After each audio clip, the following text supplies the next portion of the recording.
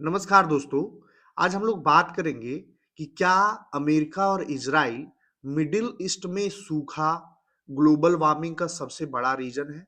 क्या सच में इजराइल और अमेरिका मिडिल ईस्ट में बादल चुला करके मिडिल ईस्ट को सूखाग्रस्त बना रहे थे? मिडिल ईस्ट में दबंगई करते हैं ये, और मिडिल ईस्ट को बर्बाद करने के पीछे सबसे बड़ा हाथ इन देशों का है। क्या इज़राइल सच में इतना दबंग हो गया है कि ये नेचुरल चीज़ों पर भी छेड़छाड़ करने लगा है? इसी पर आज हम लोग बात करेंगे, क्योंकि इज़राइल और अमेरिका पर सबसे बड़ा आरोप लगा है। ईरान युद्ध के बीच इराकी सांसद अब्दुल्ला अल खैनानी ने अमेरिका और इज़राइल पर मिडिल ईस्ट में बादल चुराने का आरोप लगाया है। अब्दुल्ला अल खैखानी ने एक इंटरव्यू में कहा कि अमेरिका इजराइल कई सालों से विमानों की मदद से मिडिल ईस्ट में बादलों को चुराते हैं। उन्होंने कहा कि इसी कारण क्षेत्र में लंबे समय से सूखा पड़ रहा है। सांसद ने दावा किया कि अब अमेरिका और इजराइल ईरान के साथ युद्ध में मसरूफ हैं, बिजी हैं, इस वजह से बारिश फिर से लौट आई है। बयान सामने आने के बाद सोशल मीडिया पर इस दावे को लेकर चर्चाएं और अफवाहें तेज हो गई। मौसम विशेषज्ञों ने कहा कि ऐसी कोई तकनीक मौजूद नहीं है जिससे बादलों की चोरी की जा सके। इराक मौसम विभाग के प्रवक्ता उम्र अल जबीरी ने इस दावे को न वैज्ञानिक बताया और न ही तार्किक। उन्होंने कहा कि पिछले साल सितंबर में ही अनुमान लगा लिया गया था कि 2026 इराक के लिए बारिश वाला साल रहेगा। विशेषज्ञों ने मौसम से जुड़े झूठे दावों और साजिश को थ्योरी से बचने की अपील की है। और अल खिखानी ने दावा किया कि मिडिल ईस्ट में मौसम बदलने वाले हथियार का इस्तेमाल कर सूखा पैदा किया गया। उन्होंने आरोप लगाया कि वायुमंडल में बदलाव कर जानबूझकर बारिश रोकी जाती है। बीबीसी की रिपोर्ट के मुताबिक खिखानी ने कहा कि एटमॉस्फेरिक मॉडिफिकेशन वेपन का इस्तेमाल किया जा गया। उन्होंने दावा किया कि इस तकनीक से वायुमंडल में बदलाव कर मिडिल ईस्ट में सूखा पैदा किया गया।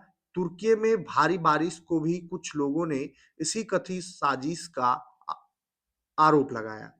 एक सोशल मीडिया पोस्ट में कहा गया कि युद्ध के कारण अमेरिकी विमान तुर्की के एयर स्पेस में नहीं जा पा रही है, इसलिए वहां लगातार बारिश हो रही है।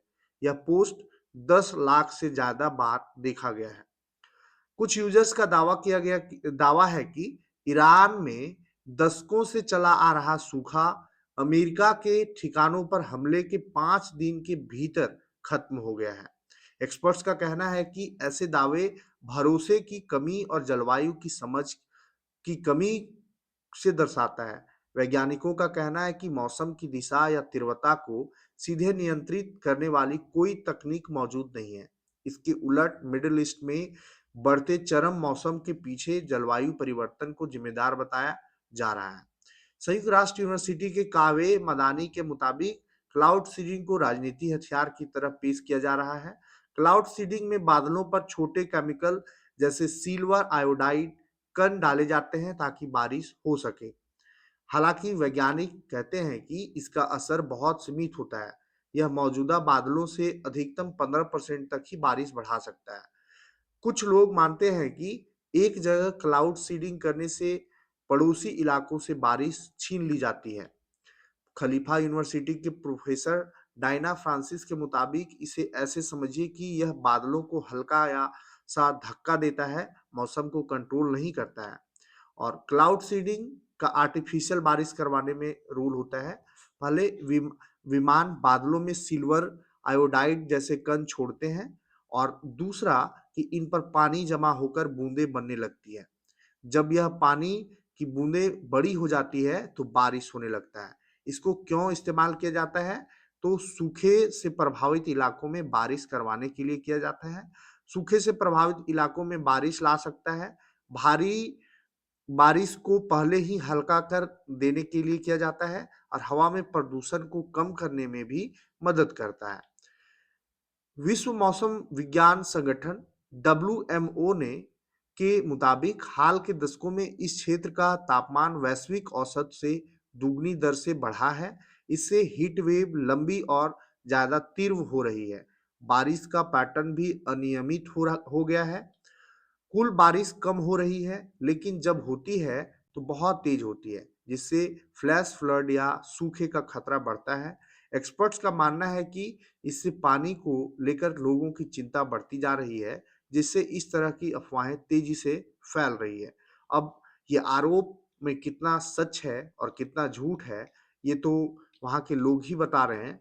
लेकिन सच्चाई ये है कि इज़राइल और ईरान दोनों देश जो हैं टेक्नोलॉजी के इज़राइल और अमेरिका दोनों देश टेक्नोलॉजी के मामले में बहुत आगे निकल चुके हैं और ये देश कुछ भी कर सकते हैं।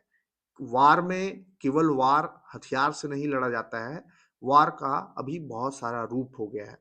वार लड़ने का तरीका बिल्कुल बदल चुका है और कहीं अगर इस तरह से आर्टिफिशियल बदलाव आता है, तो मिडिल ईस्ट और बर्बाद होने के कगार पर आ जाएगा। वहाँ के सांसद का सवाल उठाना भी लाज़मी है, उठाना भी चाहिए। आपका क्या राय है? आप ज़रूर कमेंट में बताएँ। धन्यवाद।